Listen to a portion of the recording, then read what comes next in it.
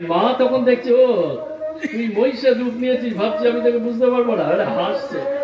তখন হাতে ছিল একটা মদের পাত্র, ওই মদের পাত্রটা যেন কে দিয়েছিল, সাগর না কে দিয়েছিল, মদের পাত্র দিয়েছিল, সেখান থেকে একটু মদ খেয়ে দিল, নিয়ে খুব অট্ট হাস্য করছে, হা করে হাসছে। এর মানে কি, তিনি কি মদ খান, মা কি মদ খান? এই মদের মানে আছে। এই মদের মানে কি, মহাপ্রভু একদিন শ্রীবাস আমি নাই বলছে, মদ দে, মদ দে, মদ চাইছে। সব ভক্তরা সব নাম করছে, তো মদ চাইছে। এই মদ কি, সেই চাপাল গোপাল যা খেত সেই মদ না, এ হচ্ছে নামানন্দ, প্রেমানন্দ। নাম করতে করতে যে গভীর আনন্দ হয়, তাতে নেশা হয়ে যায়, চোখ ঢুলুঢুলু হয়ে যায়, প্রেমানন্দ। প্রেমের আনন্দে যে ভিতরে এক ধরনের রস আসে, সেই রস মনকে মজিয়ে ফেলে, সেই মদ চাইছে। এবার মায়ের মধ্যে তখন ওই নেশা হয়েছে, সে এত আনন্দ হচ্ছে তার মধ্যে, সেই আনন্দে তার চোখ ঢুলুঢুলু হয়ে গেছে। তাই বলছে সেই পাত্র থেকে কি মদ খেয়ে দিল, কিন্তু মদ নয়। এর আরেকটা মানে আছে, তন্ত্রশাস্ত্রে বলছে 5 রকম, যেমন পঞ্চ তত্ত্ব বলা হয় না, গৌড়ীয় বৈষ্ণবরা পঞ্চতত্ত্ব বলতে বোঝে মহাপ্রভু, নিত্যানন্দ, শ্রীবাস, গদাধর আর ওই অদ্বৈত। আর তন্ত্রশাস্ত্রের পঞ্চ তত্ত্ব হলো মাছ, মাংস, মদ, মেয়ে আর মুদ্রা। এটা এই 5টাকে একসঙ্গে বলা হয় পঞ্চ ম। প্রতিটা শব্দের প্রথমে ম রয়েছে না, তাই বলা হয় পঞ্চম।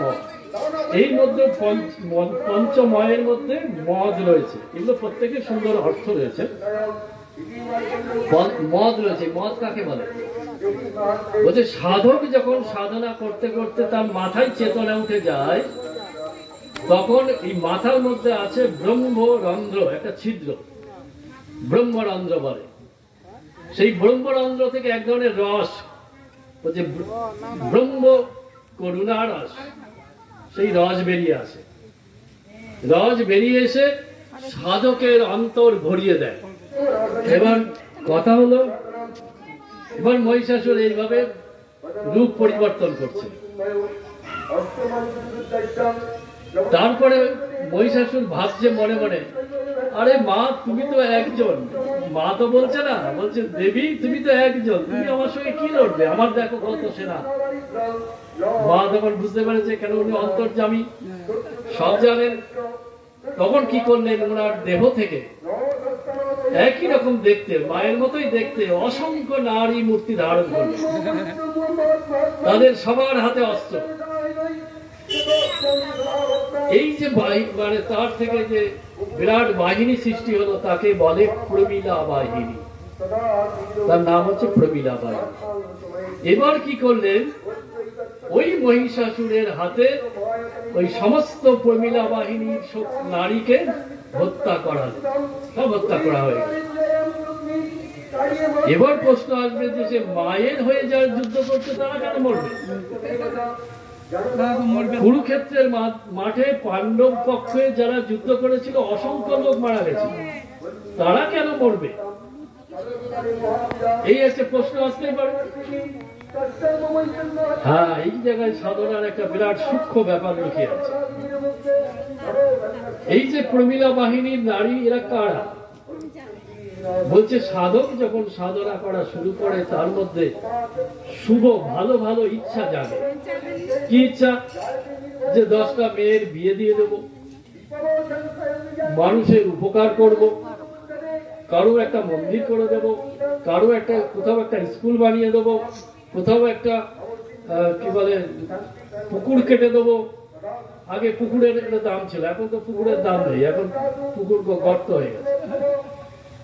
তখন আগে পুকুরের থেকে জল খেত লোক,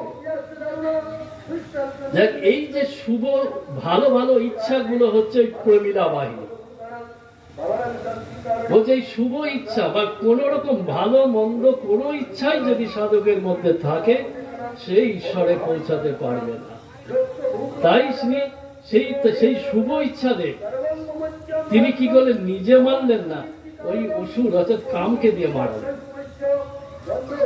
মারিয়ে ওইগুলোকে নষ্ট করে দিলেন, দিয়ে অন্তর একদম শূন্য করে দিলেন, একা করে দিলেন। দেখো কি জিনিস, সাধনা করা অত সহজ, কত সূক্ষ্ম সূক্ষ্ম জিনিস আমাদের ভিতরে বাধা সৃষ্টি করে। যাক, এবার কি করেছেন, অবশেষে এইভাবে যখন করে বেড়াচ্ছে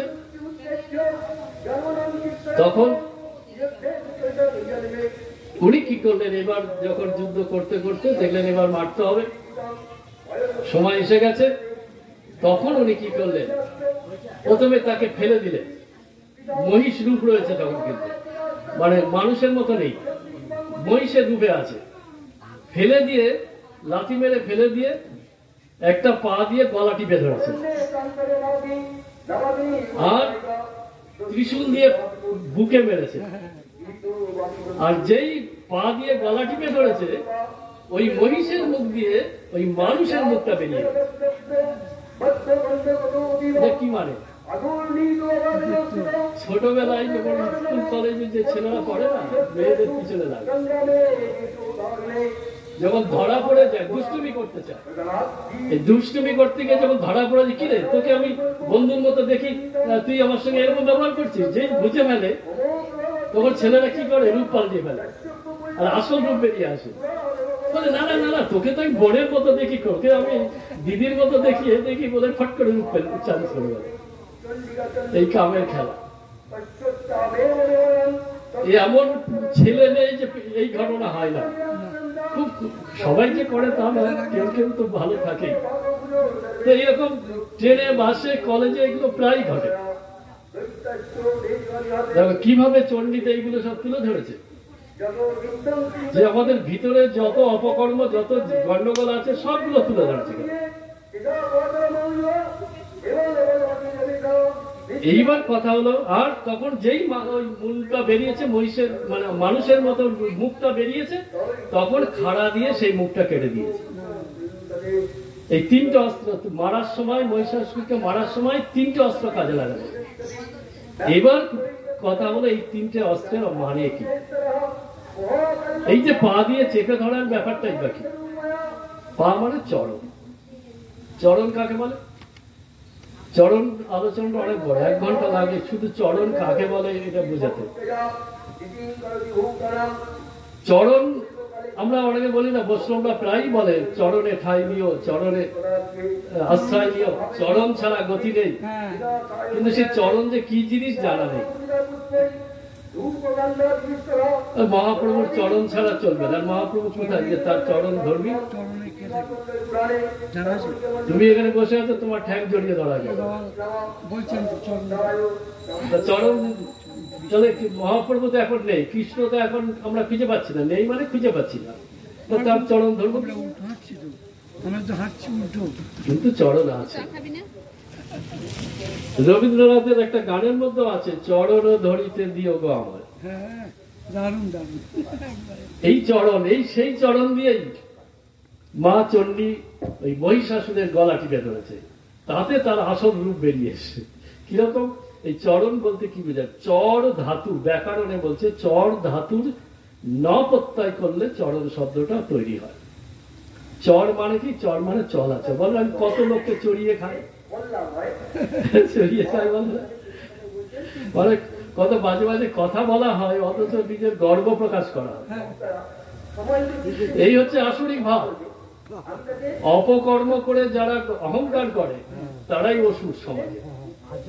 জানিস কটা মেয়ের সর্বনাশ করেছি, কটা লোকের পথে বসিয়েছি, এইভাবে অহংকার করে, মানে এত বাজে কর্ম করে অহংকার করে, এরাই অসুর। না না, রাখবে কেন, এরাই বেশি বেশি বাঁচে। কেন, এরা সমাজকে জ্বালাতে আসে, এবার না জ্বালিয়ে জ্বালিয়ে চলে যাবে।